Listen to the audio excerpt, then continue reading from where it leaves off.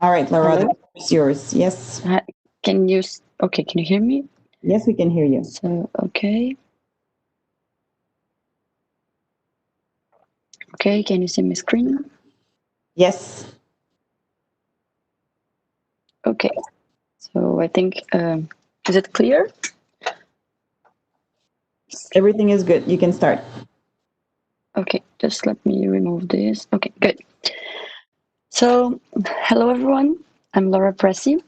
I'm a master's student and I joined CRCT in 2019. Oops, just a second. I think it's in the second slide already for you. Yes. Yeah, but I cannot move. I think it's something in my computer. Just a second.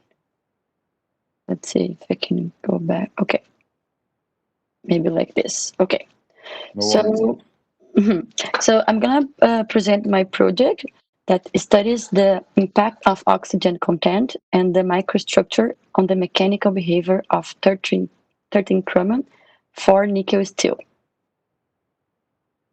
So to give a little bit of context, I would like to talk briefly about hydropower, which is known as the most relevant contributor of all renewable energy sources. And in hydroelectric power stations, the hydraulic turbines, they are critical components. They are used to convert the kinetic energy of water into mechanical work, which then converted into usable electric energy by a generator. Oops. Due its operation mode, the water turbines they can present several issues as they are subjected to several stresses in service as large cyclic loads, which can cause their premature failure by fatigue. So it goes through a fatigue process of crack initiation, crack propagation, and then a catastrophic failure. And it can also present surface cavitation and pitting corrosion that are caused by the flow of the fresh water on their surface. So these they are ideal inoculation sites for cracks. Here in highlighted in blue, we have an example of a turbine blade with surface cavitation and pitting corrosion. So in order to minimize these problems, several studies they have been carried out with the objective of developing new materials for the construction of this kind of equipment, and also in trying to recover some cavitated regions. And with the improvement of more suitable materials, the hydraulic turbines they started to be manufactured with Ca6 steel. Highlighted in blue, we can verify the chemical composition of this cast steel, which contains around 12 to 13% of chromium, 2 to 5% of nickel, and as a requirement of hydroquebec, less than 0.03% of carbon. This material is classified by ASTM as a soft martensic stainless steel, and it presents appropriate mechanical properties considering the request imposed on the turbines. So here I would like to explain in simple steps the process to obtain this material. So first we have the alloying process when the material is alloyed and melted. Then it goes to the cast process where it cools and solidifies. And this, as a cast structure, it still needs to go to a process of heat treatment in order. I don't know why it's jumping, but so this, as a cast structure, it still needs to go under a heat treatment process in order to lower the hardness of this material and obtain the desired characteristics. So here highlighted in red, we can see the microstructure of this steel. So about my project more specifically, this project is part of a bigger project that is entitled FATCO, Fatigue and Corrosion Fatigue Behavior of 13 chromium for nickel steels and additively manufactured alloys for application to large size components such as hydraulic turbines and machinery. And This is a continuation of Hydro-Quebec's research study, which aims to improve the reliability, flexibility, and also the performance of hydroelectric facilities. So Hydro-Quebec is one partner of this project, together with an Italian company called SACMI that works with machines and complete systems for ceramic. So the main project is divided into 9 milestones, and we are going to be working in the milestone 5, which is focused on the impurities present in the C6NM steel. This steel is alloyed in order to improve its properties and characteristics.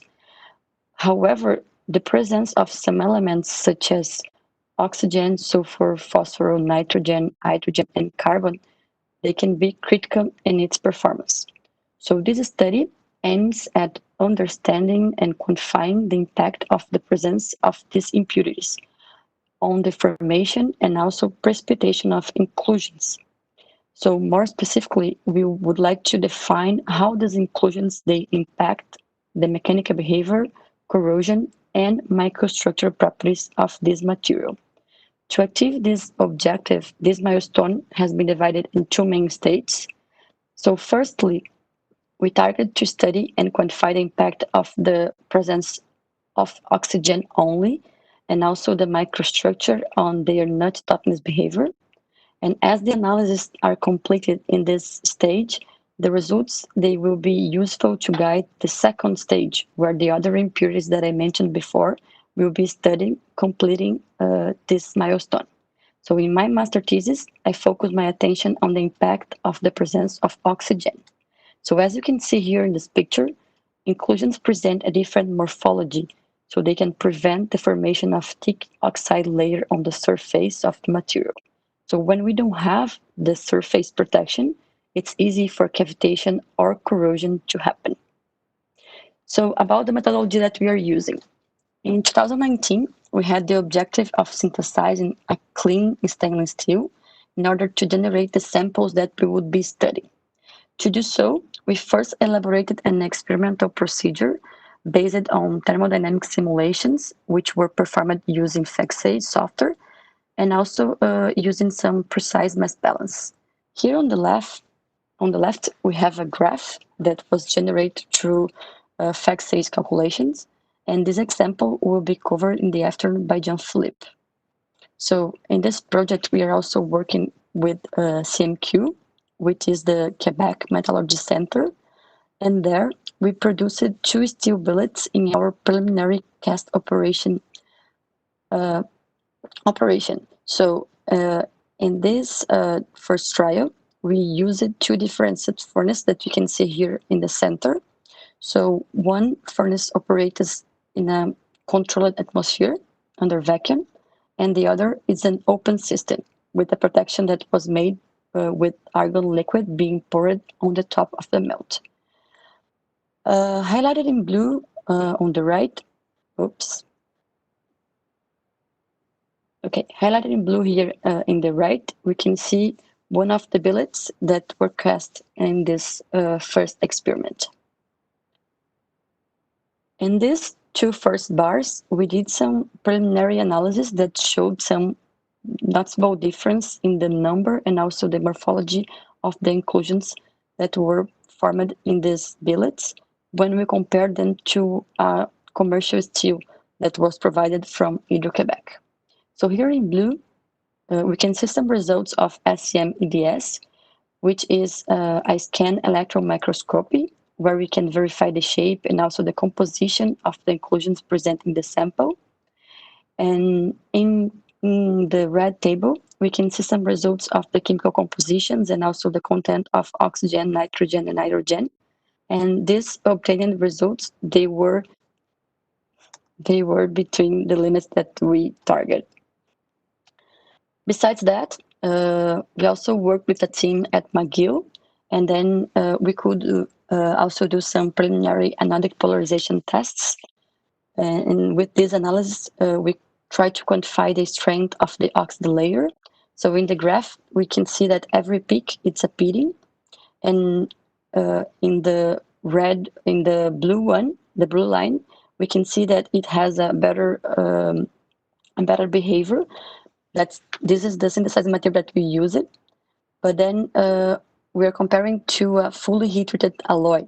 So it's important to mention here that this sample that we're using, when it goes to heat treatment, it probably that carbides might form. So this would lower the content of chromium. And then if we try to, in the next step that you do, analyze them, we probably will have a different results here. Now for the second year, I think we have a second cast campaign going on, and we are aiming to generate multiple bars with different levels of oxygen. Highlighted in red, we have the DOE that we are using. And according to previous discussions and also the results from the first cast, we decided to go with a strategy of to synthesize 7 bars of this stainless steel with different levels of oxygen contamination. So to mimic commercial alloys, we're going to repeat the same procedure using the first cast with the strategy of adding hematite in the melt to increase the content of oxygen and also aluminum to deoxidize the mixture. And as a result of this new procedure, we should be able to form the inclusions that are observed in a commercial deoxidized stainless steel. So here in the center, we have the representation of the division of the bars. So several specimens, they will be extracted and machined from these bars to perform some mechanical testings as V-knotted sharpie and hardness. We're also gonna verify the chemical composition and the microstructure characterizations. So the samples, they will be analyzed as cast and also after a heat treatment. And here in blue, in the right, we can see the test that will be performed. And through the results of this analysis, we're going to be able to validate the synthesis and also verify the real impact of the presence of different levels of oxygen contamination in this specific steel, C6NM.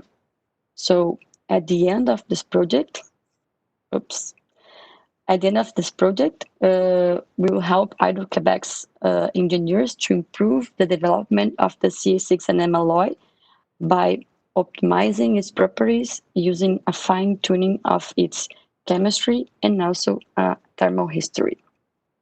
That's it, guys. And thank you for listening and paying attention to my presentation.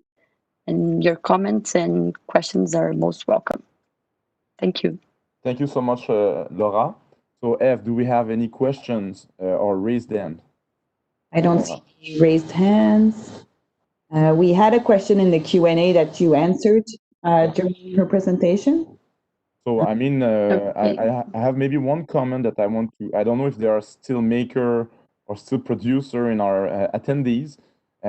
What is important to mention here is that the CMQ, they have furnace, but we don't have the availabilities of the technologies that are used in the industry to be able to produce in the state of the art the stainless steel. So we're trying to use raw material that are really pure, be able to by performing different mass balance calculation, reach the best purity possible. When we're adding oxygen and the deoxidizers to try to mimic, like Laura mentioned, the inclusion that would form in this stainless steel. So we'll now move to the next presentation, and this one is coming from